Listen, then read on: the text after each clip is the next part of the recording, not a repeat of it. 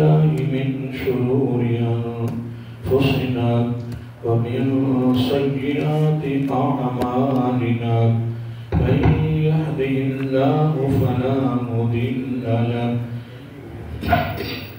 ومن يضلله فلا هادي له ونشهد أن لا إله إلا الله وحده لا شريك له ونشهد أن سيدنا وسندنا وحبيبنا وحبيب ربنا وطبيبنا وطبيب قلوبنا ورحيمنا وكريمنا وملجانا ومأوانا ووكيلنا وكفيلنا ووسيلتنا ومولانا محمد المصطفى صلى الله تعالى عليه وعلى آله وأصحابه نجوم الهدى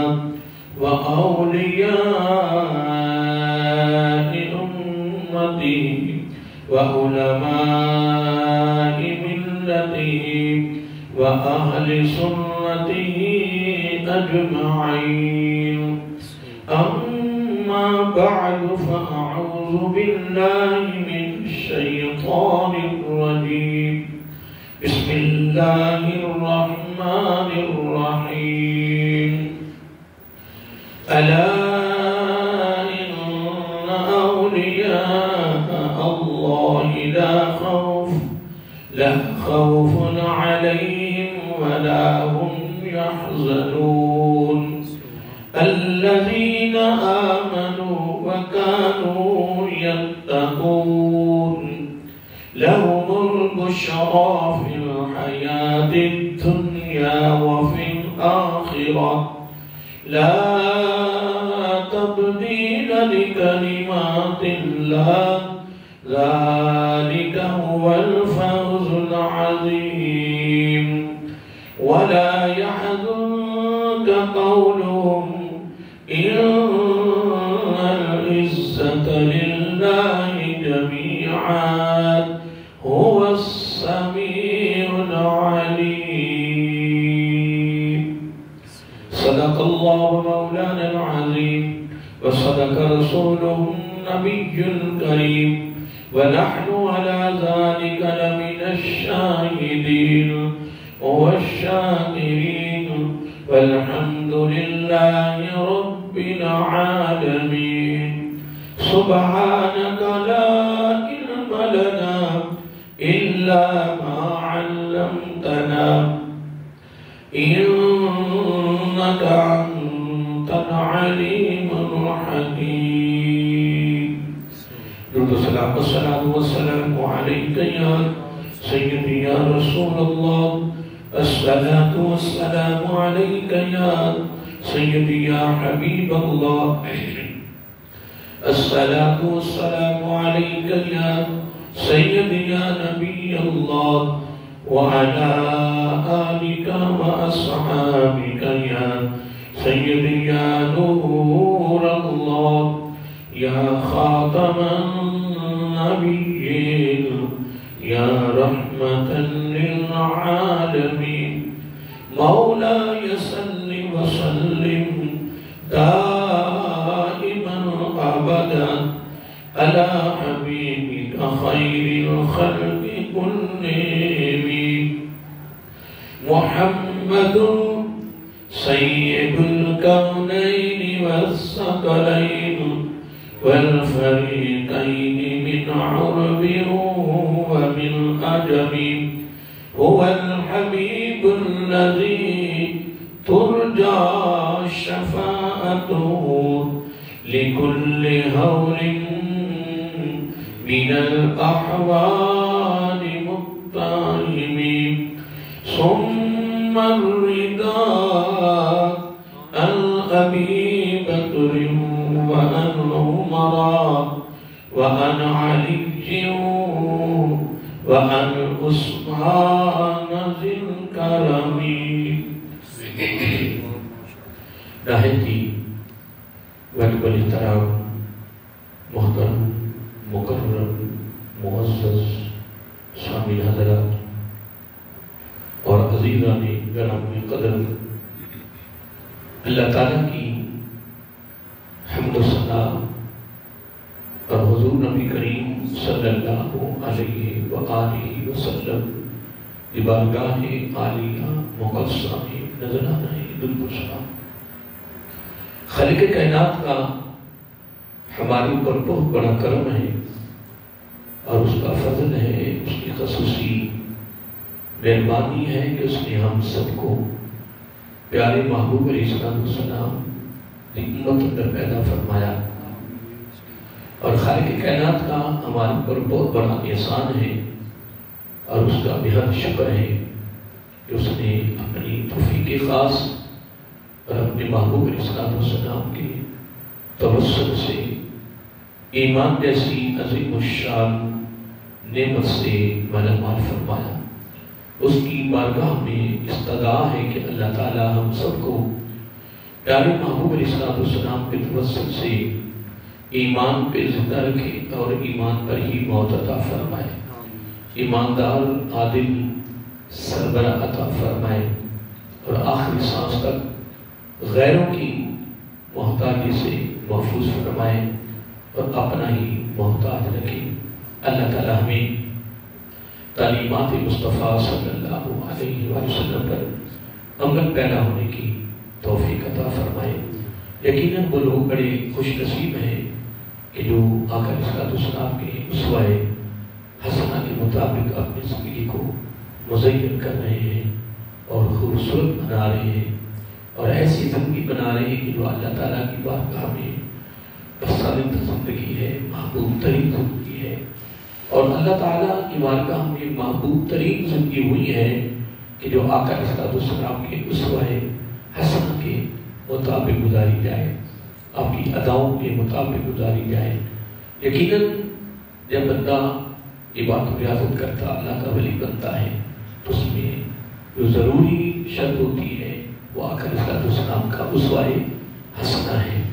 جو بھی آقا علیہ السلام کی اداؤں سے ہٹ کر چلتا ہے اور کہے میں ولی بن جاؤں تو یہ کبھی بھی ایسا نہیں ہو سکتا ہے۔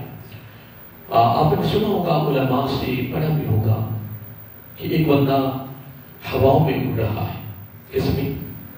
پوری ہواؤں میں، یعنی ہوا میں وہ پرواز کر رہا ہے، اور ایک بندہ پانی پر چل رہا ہے، ایک بندہ آگ پر چل رہا ہے، لیکن وہ سنت کا تارک ہے۔ اس کا سنت کا تارک ہے، وہ سنت کا پابند نہیں ہے تو وہ ولی نہیں ہے۔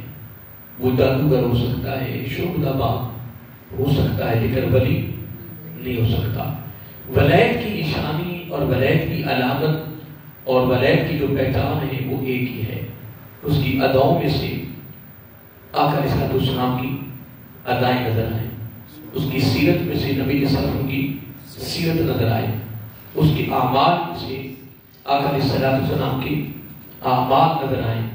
یقیناً جب بندہ اس راستے پر چلتا ہے پھر ایک اور بات بھی یاد رکھیں، فرائض کے ذریعے کبھی ولایت نہیں ملتی۔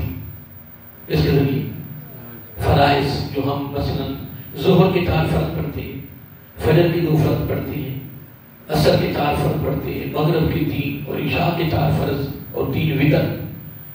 اب ان جو چیز ہمارے پر فرض ہے، جو رب کا ہمارے پر قرضہ ہے، اس سے کبھی ولایت نہیں ملتی۔ ولایت جب بھی ملتی ہے نوافل سے ملتی ہے۔ کس سے؟ نوافل سے۔ نفلوں کے بغیر کبھی بھی ولایت نہیں ملتی ہے۔ باقی امامہ شریف رکھ لیا ہے، جبہ پہن لیا ہے، ٹھیک ہے نہیں، اور جناب پورا گروہ بنایا ہوا ہے، یہ سب اپنی جگہ پہ ہے۔ اس میں فضائل ہے، فضیلت ہے، ثواب ہے، اجر ہے، لیکن یاد رکھیں اس میں فقط ہمارے پاس ظاہری نظر ہے۔ ظاہری کیا ہے؟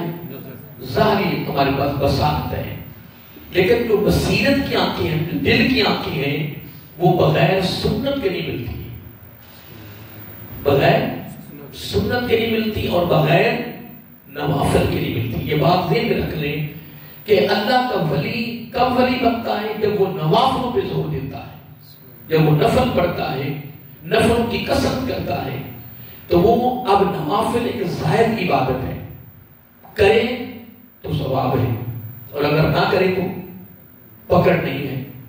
مثلا اثر کی 4 سنتے ہیں، اب یہ تمہارے اختیار میں ہے، لیکن ایک بات یاد رکھیں کہ نفلی عبادت گو کرنے پر ثواب ہے، نہ کرنے پر پکڑ نہیں ہے، لیکن جتنی نفلی عبادت ہے اس کا اجر بہت زیادہ رکھا گیا، اس کا مثلا اشارات ہیں، کیا نماز اشارات ہیں، جو بندہ فجر کی نماز پڑھ کر وہی بیٹھا رہے، وہی بیٹھا رہے، ذکر کرتا رہے، تلاوت کرتا رہے، ویسے بیٹھا رہے اللہ کی یاد میں، جو ہی سورج نکلے اور سورج کے طلوع ہونے کے 20 منٹ بعد صرف 2 نفل پڑھ لے، کتنے؟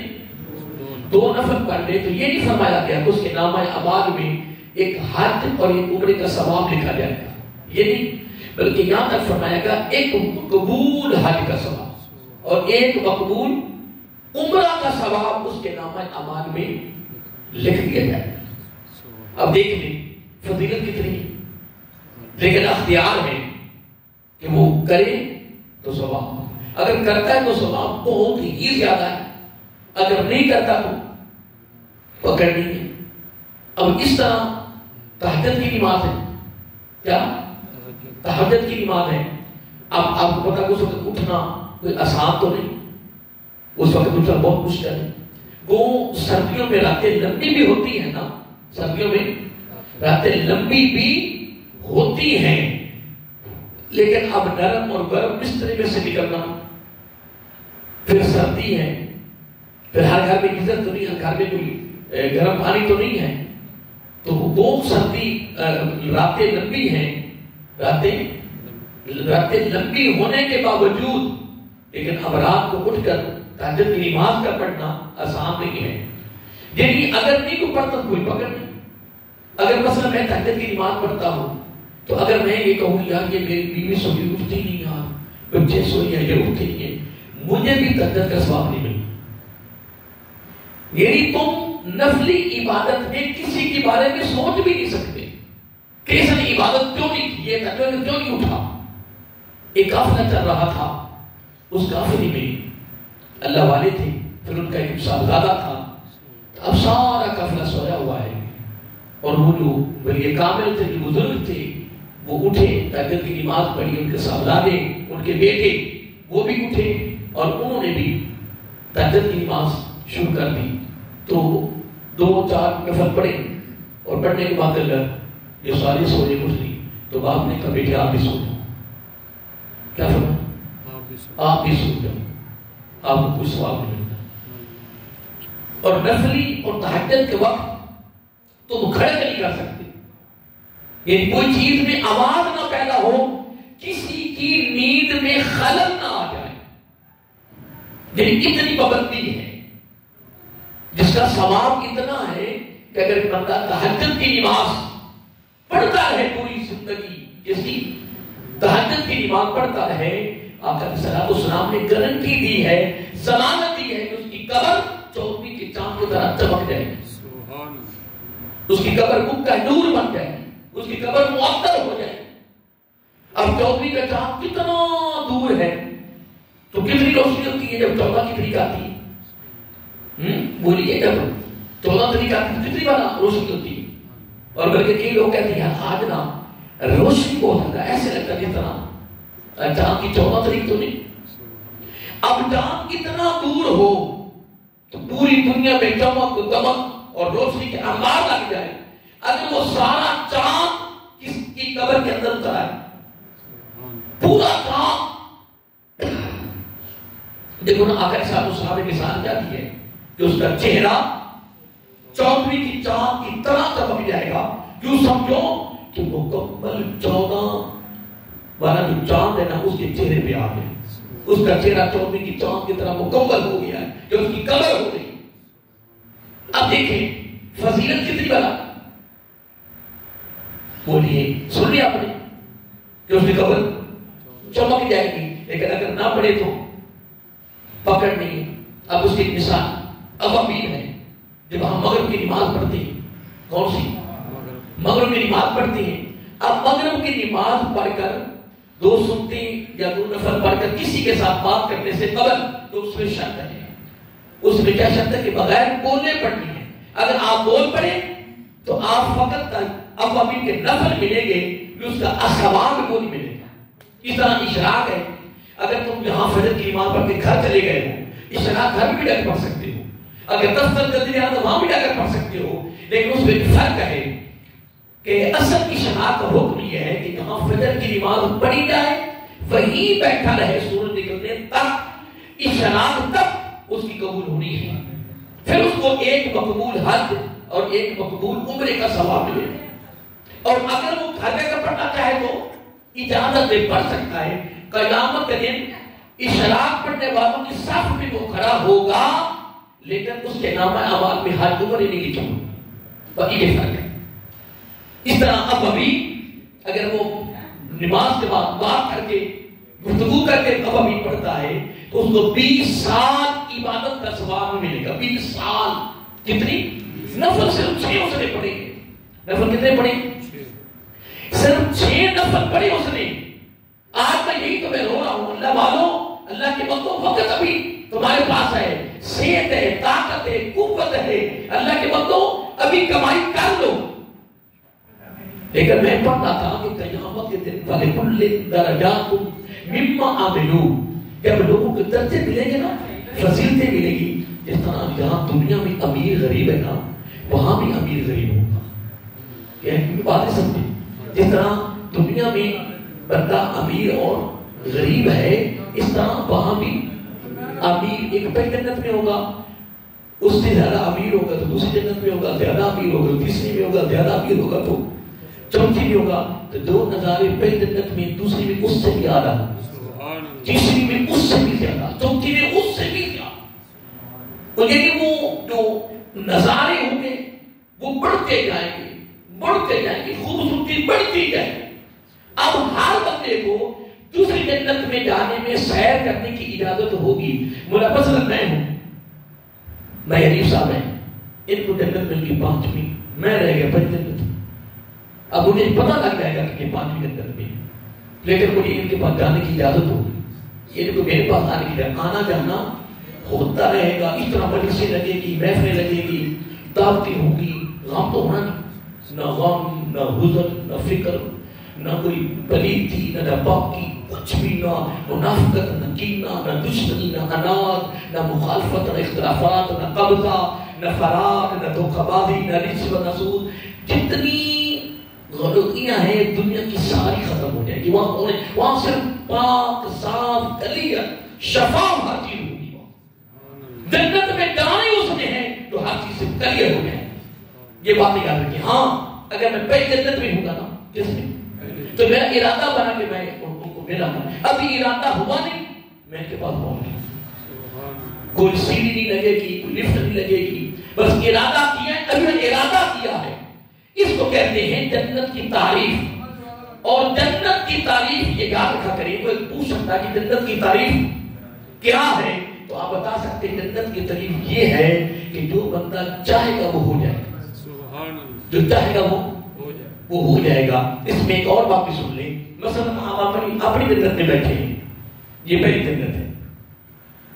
تمام آگے دور تو آپ پتہ کہ وہ کہتے ہیں مثال بناتے ہیں کہ ڈھول بجتے ہیں نا، ڈھول تو دور زیادہ قریب آتے ہیں. یعنی لوگ ہمارے دو بزرگ سے فرماتے ہیں نا کہ ڈھول دور بجتے ہیں، ہاں جب یہ قریب آ جانا ایسے ہی ہے نا. اس طرح کی سمجھے اگر بتی آپ کو جلا کے دیکھنا، اگر بتی جلا کر قریب آنا تو دھواں لگے گا. کہیں یہاں کی اگر بتی یہ بھی دھواں ہوگا. لیکن اگر بتیاں لگا دو جب وہ پھیلے گی تو سمجھے پوری مسجد میں خوشبو پھیل جائے گی. اب درخت دور کھڑا ہے، بڑی دور کھڑا ہے، اس پر کیونکہ ہر قسم کا پھل تو وہاں موجود ہونا ہے. کیا ہر قسم کا پھل وہاں موجود ہوگا، ہر قسم کا پھل. تو جب بندہ وہ دور درخت کا وہ پھل بس نظر آیا تو اس کو پسند آ گیا. دور ہے نا، کیا آیا؟ ابھی پسند آیا نہیں تو تھار کے اندر کٹ کر جناب مالک اس کے سامنے آ گیا۔ دیکھو ایک دیہاتی، کیا ویسے باتیں بس میں تھوڑا سا رخ بدل گیا فضیلت کی طرف، تو میں عرض کر رہا تھا ایک دیہاتی آقا علیہ السلام کی بارگاہ میں حاضر ہوئے اور عرض کرتے یا رسول اللہ صلی اللہ علیہ وآلہ وسلم، میرا ڈیرا چلتا ہے، میرا ایک منٹ میرا ڈیرا چلتا ہے، تو یا رسول اللہ صلی اللہ علیہ وسلم کیا وہ جنت کے اندر میں جاؤں تو کیا جنت میں بھی ڈیرا ملے گا؟ یعنی دیہاتی کہہ رہا ہے، پینڈو جس کو ہم اپنی بولی میں بندو کہیں، کیا کہتے ہیں؟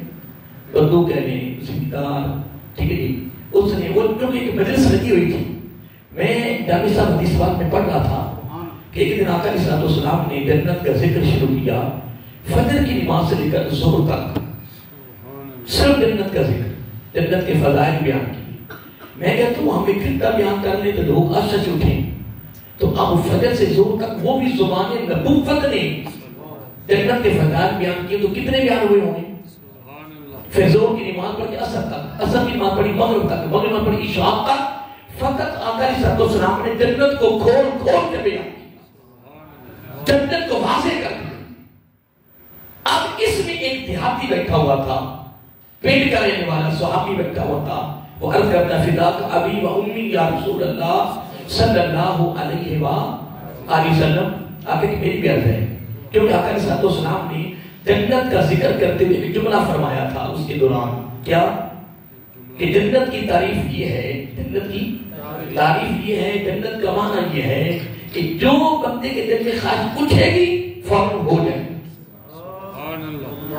آپ نے اکثر یہ جملہ سنا ہوگا علماء سے، اہل علم سے، بڑا خاص جملہ ہے جو اہل علم سے آپ نے سنا ہوگا، میں نے بھی سنا ہے ایک ادرس طالب علم نے، کہ یہاں رب کی چاہت، جنت میں بندے کی چاہت، یہ ہو سودا نقد ہے، اس ہاتھ دے اس ہاتھ دے، جیسا کرو۔ یعنی آپ نے یہ جملہ سن لیا نا کہ یہاں رب کی چاہت، جنت میں بندے کی چاہت۔ اب جنت کی تعریف کیا ہے کہ جو بندہ چاہے گا وہ ہو جائے گا، وہ کیا ہو جائے گا؟ دیکھو نا، میں نے ابھی آپ کے آگے سے پہلے ڈاکٹر صاحب بات کی ہے کہ آپ رہ رہے ہیں 7ویں جنت میں، میں رہ رہا ہوں پہلی جنت میں، تو جنت کا فاصلہ کتنا ہوگا؟ جتنا زمین سے آسمان ہے۔ پہلی جنت جہاں ہم ہیں، اور دوسری جنت کہاں ہوگی؟ جس طرح آسمان ہے، تو تیسری کہاں ہوگی؟ تو پھر 8ویں کہاں ہوگی؟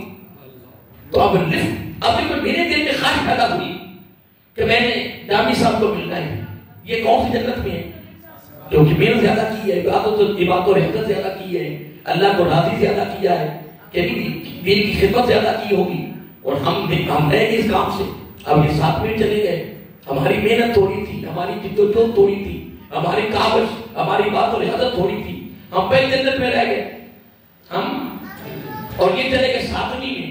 تو میں آپ کے آنے سے جملہ کہہ رہا تھا کہ میں نے دل میں خواہش پیدا ہوتی ہے میں جامی صاحب کو ملوں، ابھی ارادہ بنا نہیں تو میں جامی صاحب کے سامنے، ابھی میں ارادہ کیا ہے۔ آقا علیہ السلام نے کیا فرمایا کہ تم جامی کے سامنے بیٹھے ہو، لفٹ نہیں ہوگی، سیڑھی نہیں لگے گی، بس وہاں پہنچ جائے۔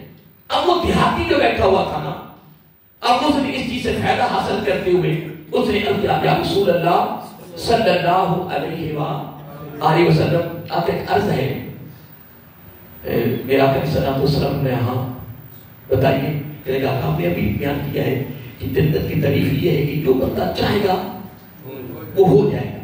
تو میں تو دیہاتی ہوں، میرا ڈیرا چلتا ہے، جس طرح ہمارے پنڈوں میں نمبرداروں کے ڈیرے چلتے خاص طور پہ، یعنی اب تو وہ بھی رواج ختم ہو گئے، لیکن کئی علاقوں میں آج بھی الحمدللہ ڈیرے چلتے ہیں، مہمان نوازیاں ہوتی ہیں، بستر ملتا ہے، چارپائیاں ملتی ہیں، رات گزارنے کے لیے بہترین آپ کو وہاں سے سہولتیں ملیں گی۔ لیکن اب سلسلہ کافی ختم ہو گیا، سلسلہ جب کہ مہمان نوازی کرنا میں کیسے بار بیان کر سکتا ہوں. میں اپنی زندگی میں ایک مرتبہ 6 جمعے پڑھا چکا ہوں مہمان نوازی پر. کتنے جمعے؟ 6 جمعے میں نے پڑھائے تھے مسلسل لگاتار اور مکمل کھول کھول کے بیان کیا، جس میں قرآن بھی تھا، میرا آقا کی حدیثیں بھی تھی، جس میں چند ایک واقعات میں نے شامل کیے. فضائل مہمان، فضائل بولیے فضائل، اور مہمان کو رکھنے بھی اوپر گیا ہے. ابھی دیہاتی کی بات کرتا ہوں. حضرت موسیٰ علیہ السلام جب اللہ تعالیٰ کی بارگاہ میں جاتے تھے نا، کوطور پر جاتے تھے، اللہ سے ہم کلام ہوتے، تو ایک دن حضرت موسیٰ علیہ السلام نے کہہ دیا، عرض کیا کہ اے باری تعالیٰ، اے باری تعالیٰ، یا تو اپنی بندوں پہ بڑا راضی ہوتا ہے، بہت خوش ہوتا ہے، تو اس کی کوئی نشانی، اس کی کوئی علامت، اس کی کوئی پہچان بھی ہے. تو اللہ تعالیٰ فرمایا اس کی یہ پہچان ہے کہ میں اپنے بندوں کو بارش دیتا ہوں. کیا دیتا ہوں؟ یقیناً جب بھی بارش ہو رہی ہوتی ہے نا، تو میں سیدھی بات بتاؤں، میں تو کوئی دعا نہیں کرتا. بارش میں کی دعا کرتا ہوں کہ یا اللہ تیری مہربانی، جس کو بھی تو نے ایمان کی حالت میں اپنی مرضی سے کیا مسلمانوں میں گھر میں پیدا کیا نا، تو تیری مہربانی جب وہ دنیا سے جائے تو ایمان کے ساتھ جائے، اٹھے بھی تو ایمان کے ساتھ، اور سب کی تو بخش فرما. کوئی اور تمنا نہیں ہے، کوئی اور آرزو نہیں، کوئی خواہش نہیں ہے، بس ایک رب نے فرمایا کہ جب اپنے بندوں پہ بہت زیادہ راضی ہوتا ہوں تو اس کی پہچان یہ ہے کہ میں اپنے بندوں کو بارش دیتا ہوں. حضرت موسیٰ علیہ السلام کی باری تعالیٰ جب تو اس سے زیادہ، میں وہ مہمان کی طرف ایک رخ کر رہا ہوں، اے باری تعالیٰ جب تو اس سے بھی زیادہ راضی ہوتا ہے، اس سے بھی، تو پھر اس کی نشانی کیا ہے؟ پھر میں اپنے بندوں کو بیٹیاں دیتا ہوں. لیکن دیکھنے جہلیت کتنی ہے کہ ایک بیٹی گھر میں پہلی بیٹی پیدا ہوئی ہے تو آپ نے واقعہ دیکھے کہ کیا انسانوں کی کفیت ہو جاتی ہے. اس کو کہتے ہیں جہلیت. ساس کہہ رہی تیرے گھر میں بیٹی پیدا کیوں ہو گئی؟ ساس وقت کو یہ پتا نہیں ہے کہ بیٹیاں اور بیٹے ہیں، یہ سارے سلسلے کائنات میں رب کے علاوہ کسی کے پاس نہیں ہیں. جرات کسی کی لا یسألو اما یفعلو وہم یسألون. رب کہتا ہے میرے کسی عمل پر، میرے کسی کام پر، میرے کسی عمل پر، فعل پر کسی کی جرات نہیں ہے کہ وہ اعتراف کر جائے، وہ تنقید کر جائے، یا وہ مجھ سے پوچھے. لا یسألو اما یفعلو، کوئی مجھ سے نہیں پوچھ سکتا ہے. ہاں وہم یسألون، یہ اختیار میرے پاس ہے، یہ قوت میرے پاس ہے، یہ سارا کچھ میرے پاس ہے. میں تمہیں ہر عمل پر پوچھ سکتا ہوں کیونکہ یہ اختیار میرے پاس ہے، تمہارے پاس نہیں ہے. وہ کی مطلب میں نے یہ بات کی ہے نا کہ وَلَا تُعَلِّمْنِي وَلَا تُعَلِّمْنِي بِمَا يَسْلُهُكَ. اے بنی آدم اب یہ تو مجھے مت بتا کہ تیرے لیے کیا اچھا ہے. اے بنی آدم اب تو مجھے مت بتا کہ تیرے لیے کیا اچھا ہے. انی عالم بخلقی، کیا حدیث قدسی ہے، انی عالم بخلقی. اس مخلوق کو پیدا میں نے کیا ہے، اس مخلوق کو پیدا میں نے کیا ہے، اور اس مخلوق کو میں جانتا ہوں کہ ان کی تمنا کیا ہے، ان کی خواہش کیا ہے، ان کی چاہت کیا ہے. کیونکہ علیم بذات الصدور، جو صفت ہے نا وہ میری ہے، وہ میں نے کسی کو نہیں دی ہے، یہ صفت میری ہے. یہ کیا ہے؟ یہ فضیلت میری ہے. انی عالم بخلقی، اس مخلوق کو پیدا میں نے کیا ہے. اگلا جملہ بڑا خاص ہے، بڑا خاص جملہ ہے. جو پوری کائنات میں، جو بین الاقوامی سطح پہ جو کفیت ہے، جو حالت ہے امت مسلمہ کی، اس پر رب نے ایک جملہ بڑا خاص دیا ہے. فرمایا انما اکرمو من اکرمنی، تو میرا ہو جا میں تیرا ہو جاتا. انما اکرمو من اکرمنی، کیا تو میرا ہو جا. اب ماشاءاللہ سب پڑھے لکھے بیٹھے ہو، تجربہ کار بیٹھے ہو، جس کا رب ہو جائے نہیں، جس کا رب ہو جائے. تو یہاں پھر امیر المومنین حضرت علی رضی اللہ حیدر قرار باب مدینہ العلم رضی اللہ تعالیٰ عنہ کا بڑا پیارا قول ہے. خوبصورت قولیں تھی. ایسا نہیں، یہ باتیں سننے کے لیے نہیں ہوتی. ہم بس تقریریں سن رہے ہیں اور سنا رہے ہیں، نعرے لگ رہے ہیں، واہ واہ ہو رہی ہے، کمال ہو رہا نہیں ہے. وہ عامل الصالحات، وہ عامل الصالحات، وہ عامل الصالحات. وہاں عملی میدان میں قدم رکھنا ہوگا. عملی میدان میں قدم رکھنے کے بغیر کبھی بھی گزارا نہیں ہے. میں نے قیمت میں بولا ہے کہ رب کردار مانگتا ہے. کیا؟ رب کردار مانگتا ہے. رب کہتا ہے کردار مجھے دی، میں کردار دیکھنا چاہتا ہوں. اے باری تعالیٰ، کردار خوبصورت کیسے بنے گا؟ خوبصورت کردار کہاں سے ملے گا؟ رب نے فرمایا میرے کلام کی تلاوت کرے. اور کیا؟ لقد کان لکم فی رسول اللہ اسوۃ حسنہ، اسوۃ حسنہ. میں کبھی کبھار غور کرتا ہوں نا، جب صحابہ کرام کی زندگیاں پڑھتا ہوں نا، میں کہتا ہوں احوال نبی، اعمال نبی، علم نبی، حالت نبی، کہ اگر کوئی وارث بنا ہے تو وہ صحابی بنا ہے. میری بات سے بے بات غور نہیں کیا. میں ایک جملہ کہہ گیا ہوں، میں ایک جملہ کہہ گیا ہوں، خدا کی قسم، خدا کی قسم صحابہ کرام کی ایک ایسی جماعت تھی کہ جو ہر وقت آقا علیہ السلام کو کرنے کو دیکھتے تھے کہ آقا نے کیا کیا ہے. وہ تو کرنے کو دیکھتے تھے اور میرے آقا کے لبوں کو تکتے رہتے کہ لب ہلے، لب حرکت میں آئے، کیا جملہ نکلتا ہے. وہ عمل کرنے کے لیے پہلے تیار بیٹھے ہوتے تھے. پھر ان کا کردار، پھر ان کا عمل، ان کی اتباع، ان کا عشق، ان کی فرما برداری، پھر ان کی نسبت و عنادت اتنے کمال درجے کو پہنچ گئی. رب نے فرمایا بس اب تمہیں مانگنے کی ضرورت نہیں ہے. تمہاری اس عمل کو میں نے اتنا پسند کر لیا ہے کہ تم نے تان من تان میرے محبوب علیہ السلام کے قدموں پہ میرے اور میرے محبوب کے دین کی سربلندی کے لیے قربان کر دیا ہے. اب تمہیں مانگنے کی ضرورت نہیں ہے. اب پروٹوکول میں دے رہا ہوں. ہمارے تعالیٰ پروٹوکول کیا ملا؟ بغیر مانگے رضی اللہ عنہ ورضوا عنہ. پھر اس میں بڑا نکتہ لطیف ہے. ہاں اللہ تعالیٰ یہ فرما دے کہ میں ان پر راضی، اللہ ان پر راضی، اور بات ختم ہو جاتی نہیں. اللہ تعالیٰ نے یہاں جملہ فرمایا جو بڑا خاص نکتہ ہے کہ رب نے اپنی رضا کے بارے میں بھی گارنٹی دے دی کہ اللہ ان پر راضی ہے. پھر یہ بھی گارنٹی دے دی کہ یہ میرے اوپر بھی راضی، یعنی اپنے راضی ہونے کی بھی گارنٹی دے دی، ان کے راضی ہونے کے بھی. آئیے خود میں ایک بات کر رہا تھا، پھر میں کافی آگے چلا گیا.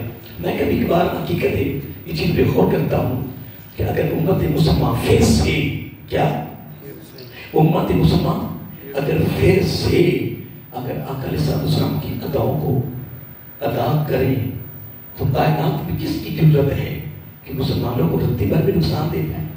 نہیں، کبھی نقصان نہیں ہو سکتا. ہاں میں علی کا قول سنانے لگا تھا رضی اللہ تعالیٰ عنہ کا انما اوپری محمد اکرم، اس بات سنانے لگا تھا. آپ فرماتے ہیں کہ جب تیرا یقین ہو جائے، یہ حضرت علی کا قول ہے، یہ باتیں یاد رکھا کریں، بڑی قیمتی باتیں، بڑے قیمتی ہیرے ہیں. امیر المومنین، ہم یہ جو قول ہے نا، یہ دل کی تسلی کے لیے ہے، دل کی حوصلہ افزائی کے لیے ہے، دل کے سکون کے لیے ہے. یقیناً مجھے کوئی کہنا قاری صاحب فلاں کا گھر دنیا تاریخ خراب اللہ ہو رہی ہے تو بھی اور تک تو میں جب میری تعلیم کو پڑھاتا تھا نا، مجھے رکا آیا. کیا ہے؟ تو رکے مجھے قاری صاحب آپ کے سامنے جب لوگ آتے ہیں کیا کمال کر جاتے ہیں، یا ان کی ادب وجودگی میں ہوتے ہیں نا تو بندے کیا کیا جاتے ہیں. تو میں مسکرایا، میں کہا الحمدللہ، اللہ تیرا ارب خرب بار شکر ہے کہ تو نے مجھے منافقت سے بچا لیا ہے. تو نے مجھے کیوں؟ حضرت علی کا قول رضی اللہ تعالیٰ عنہ، اس کا کوئی مخالف نہیں، اس کا وہ خود منافق ہے، اس کا کوئی مخالف نہیں، وہ خود منافق ہے. وہ ایک مولانا صاحب ہمارے ہیں، بڑے مشہور ہیں تو بڑے سخت، مولانا فضل احمد چشتی صاحب. انہوں نے اپنے شاگرد کو کئی جمعہ پڑھانے کے لیے بھیجا. کیا جمعہ پڑھانے کے لیے بھیجا. تو جب واپس آئے اس نے پھر انہوں نے کاروائی ان سے لی. کیا لی؟ یعنی پوری کاروائی لی کہ بتا جمعہ تو نے پڑھایا ہے تو کیسا لوگوں کو پایا ہے. کہنے کہ استاد جی کیا بات ہے، واہ واہ ہو گئی، کوئی نعرے لگے، اتنے کوئی کمال نہیں. پھر وہ مولانا فضل احمد چشتی صاحب تھے, انہوں نے پھر اتنا فلور کرنے, انہوں نے کہا تو کک نہیں کیا, تو نے کوئی حق بیان کیے ہی نہیں. تو حق بیان کرتا پھر واہ واہ ہوتی, تو حق بیان کرتا پھر نعرے لگتے, تو حق بیان کرتا تو پھر سبحانہ کی رکھ لگ جاتی. اس نے کہا تو نے حق بیان ہی نہیں کیا ہے. جہاں حق بیان ہوتا ہے وہاں لوگ سوچوں میں لگ جاتے ہیں, سوچوں میں, خیالات میں. تو جہاں بخشش بخشش. میں ایک جگہ پہ خطاب کرنے جا رہا تھا تو مجھے کسی نے بتایا اس سے پہلے خطاب ہو چکا تھا. اس سے پہلے وہ ہمارے جو سب سے بڑے مشہور ہمارے علاقے طالب علم ابھی بھی ہیں, اللہ زندگی دے, اللہ خوشی عطا فرمائے, تو وہ بیان کر کے نکل گئے. بعد میں میرا بیان تھا تو 5-7 نوجوان آ رہے تھے. تو وہ آدمی جا رہا تھا, اس نے مجھے بتایا کہ نوجوان کہہ رہے تھے یہ مولوی ہونا چاہیے. دیکھا بس ساری بخشش کروا گئے, اب بس ساری بخشے گئے, انہوں نے جو کر کے بخشے گئے. وہ کہہ گیا ہے کہ جڑا آج آ گیا نا محفل سب کو بخشا گیا, اپنے ہم اپنی جناب ساری بخشے. یہ مولوی کو کرتے کہہ گیا لوگ یہ بخشش کرنا ہے. انہوں کو نہ کہتے کہ ڈرائی رکھتے تھے جناب تجھے اے عذاب ہونا ہے, اے عذاب ہونا ہے, عذاب ہونا ہے. میں کہ اللہ کے بندو نوجوانوں, اگر تم نے قرآن و سنت کا مطالعہ کیا ہوتا تو میں چلتا کہ انبیاء بخشے ہو کر بھی وہ روتے گئے. صحابہ کرام سارے جنتی ہو کر ان کی رو رو کر بینائیاں ختم ہو گئے, بینائیاں ختم ہو گئی.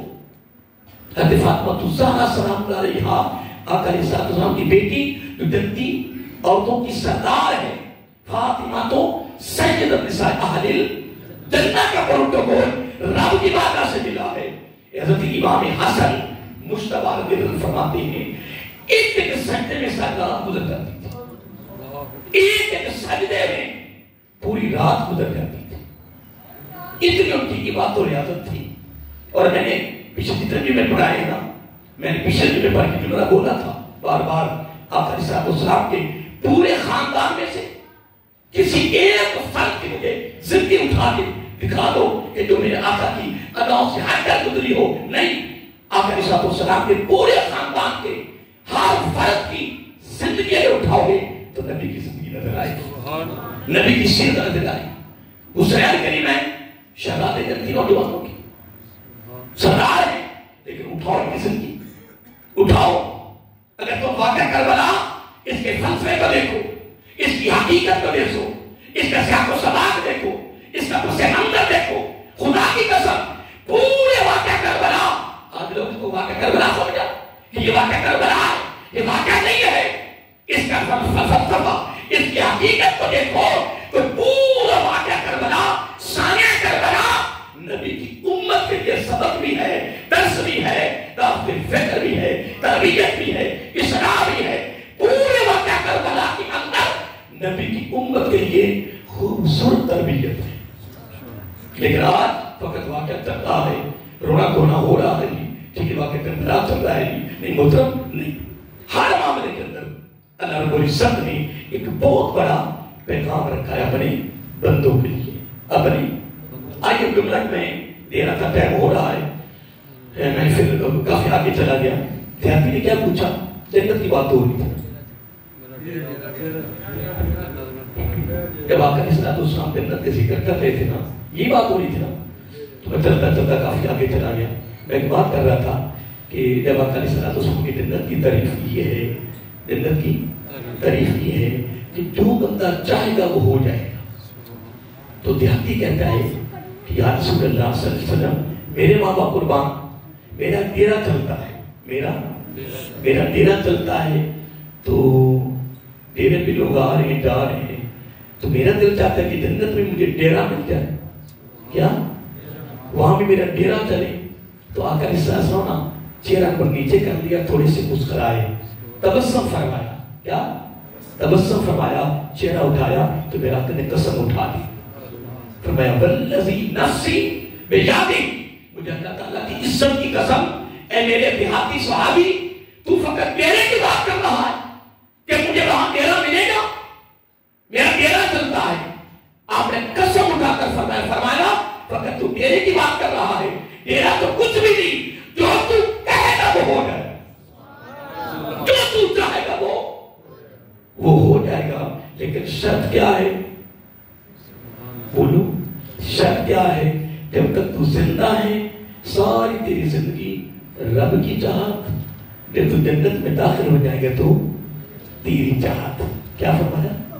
بولی اب دیکھو، حضور علی حجویری کا کئی بخش علیہ حسن حسینی سید ہے، اللہ کے ولی، اللہ کے ولی ہے، تو کتنی چادریں چڑھ رہی ہیں؟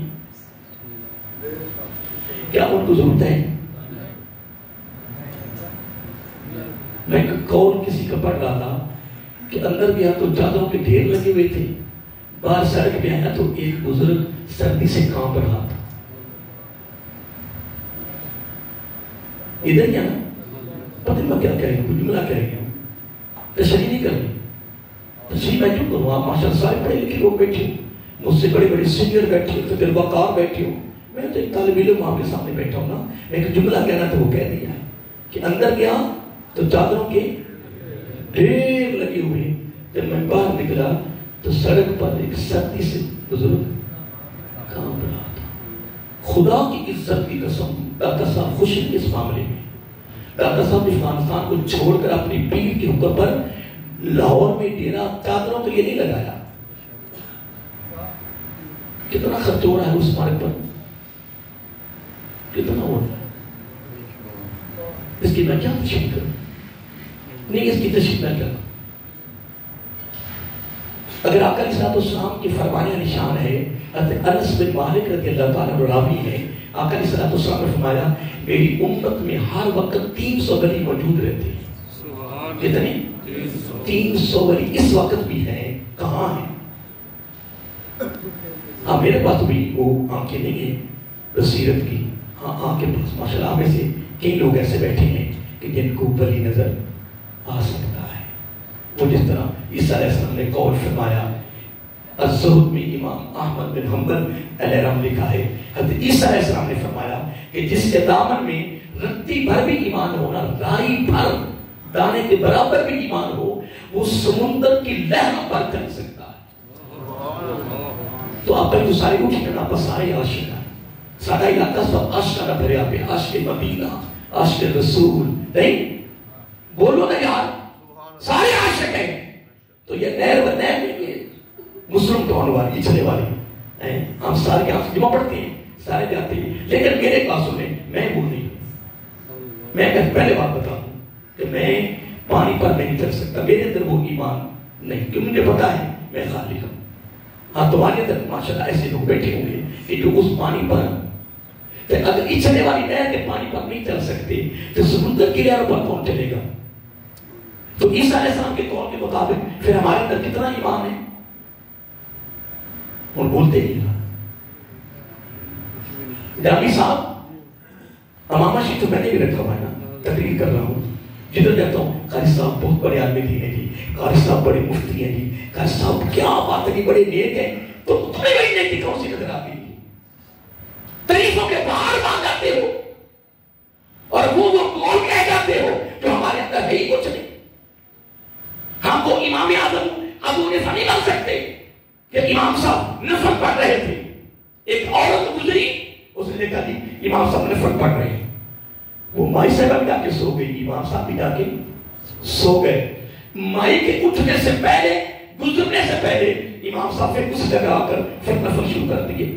جب مائی گزری تو اب مائی تو جاتے بھی دیکھا تو آتے بھی دیکھا تو مائی صاحبہ نے کوفہ کے اندر مشہور کر دیا کہ امام اعظم ابو حنیفہ نعمان بن ثابت علیہ الرحمہ ساری رات نفل پڑھتے، ساری رات عبادت کرتے ہیں۔ یہ بات مشہور ہوئی، جب امام صاحب کے پاس بات پہنچی، خدا کی عزت کی قسم وہ فکر والے تھے، انہوں نے کہا امام، آپ نے آپ سے کہا ابو حنیفہ نعمان بن ثابت یہ بات ادھر منسوخ ہو گئی ہے، اب رب کے دربار میں کیا جواب دو گے؟ پھر آپ نے اس کے بعد 40 سال عشاء کے وضو کے ساتھ فجر کی نماز پڑھا دیا، عمل کر کے دکھا دیا۔ آج ہمارے اندر وہ چیزیں ہیں بھی نہیں، تو جب نقیب ہے، جب کوئی اور صاحب ہے، جب وہ پوری گردان لے آتا ہے نا تو ہم خوش ہوتے ہیں، کیا بات ہے، ایک بندہ مجھے کہتا ہے میں دل کرتا ہے میں آپ کو سید نہ کہوں، میں کرتا نہیں ہوتا لفظ سمجھے میں اللہ دے بندے کیا ہو گیا، کہتا ہے بس میں دل کر رہا ہے، میں دل اپنی جگہ پہ، عشق اپنی جگہ پہ ہے، محبت اپنی جگہ پہ ہے، دعا یہ کر خون مصطفیٰ صلی اللہ علیہ وسلم کی قدر کرنی ہمیں آ جائے، عزت کرنی آ جائے۔ آج حقیقت ہے ہم ان پروٹوکولوں کے بیکاری ہیں، ہم مانگتے ہیں ان پروٹوکولوں کے کہ پروٹوکول دیا جائے، لیکن دوستو میری زندگی بیت گئی اس علاقہ میں یہی جملہ کہہ رہا ہوں، چھوڑو ان دنیا کے پروٹوکولوں سے، دنیا کے سلاموں سے، دنیا کی عزتوں سے، خدا کی قسم سب سے بڑی عزت یہ ہے کہ اس کے دربار میں ہم کامیاب ہو جائیں، بس ایمان کے ساتھ زندہ رہیں اور ایمان کے ساتھ گزرتے رہیں، بلا پرواہ کیا۔ میرے سینکڑوں سے کہتے ہیں کیا تو کئی بار کے چلے گیا تک نہیں آئے، کبھی جاتے میرا شکل بازار میں آ رہا ہو، مجھے پتا میرا شکل آ رہا ہے، وہ تھوڑا سا ایسے گزر گیا ہے، میرے دل کا اثر تو ہونا چاہیے کہ میرے شکل ہے، ابھی اثر ہو گئی ہونے دیا ہی نہیں اور ہونے دینا بھی نہیں، کیونکہ سب سے بڑی توجہ اللہ کی رحمت کی ہے، اللہ کی سارے بولیے اللہ تعالیٰ کی رحمت کی ہے۔ تو دادا صاحب افغانستان سے لاہور کس لیے آئے تھے؟ چادروں کے لیے؟ اب یہ جو لوگ جس طرح لے کے جا رہے ہیں، نہ نماز، نہ کوئی تلاوت، نہ علامہ کی تمیز، جناب لوگ نہ پتھر کی پکڑی اندر ہیں، جناب کب ہم نے اللہ کے ولی کی یہ شان نہیں ہے، اللہ کے ولی کی یہ شان نہیں ہے، اللہ کے ولی کی یہ تعریف نہیں ہے، اللہ کے ولی کا یہ کردار نہیں ہے۔ خدا کی عزت کی قسم اٹھا کر کہہ رہا ہوں، ہمارے اندر علماء بیٹھے ہیں، آپ کے اندر ماشاءاللہ بڑے بڑے مطالعہ بیٹھے ہیں، ولی کی نشانی، ولی کی علامت، ولی کی پہچان، ولی کا تعارف صرف ایک ہی ہے کہ اس کی اداؤں میں سے نبی کی ادائیں نظر آئے۔ اگر وہ ہواؤں میں پرواز کر رہا ہے، پانی پر چل رہا ہے، آگ پر چل رہا ہے، اگر وہ نبی کی سنت کا اگر وہ تارے کرے، کیا نبی کی سنت کا اگر وہ تارے کرے، جادوگر ہو سکتا ہے، شب نواز ہو سکتا ہے، کبھی وہ ولی نہیں ہو سکتا ہے۔ حضور علی حجیری داتا بن بخش علامہ افغانستان سے چلے، ہجرت کی، تارمکن قربان کیا، وطن قربان کیا، علاقہ قربان کیا، بی بچے قربان کیے، صرف ایک ہی مقصد، ایک ہی ارادہ، ایک ہی نیت، ایک ہی پیغام، کیا تھا؟ قرآن و سنت کی تعلیم، قرآن و سنت کی تعلیم، قرآن و سنت کی تعلیم۔ دادا صاحب کتنا پیسہ جمع ہوتا ہے؟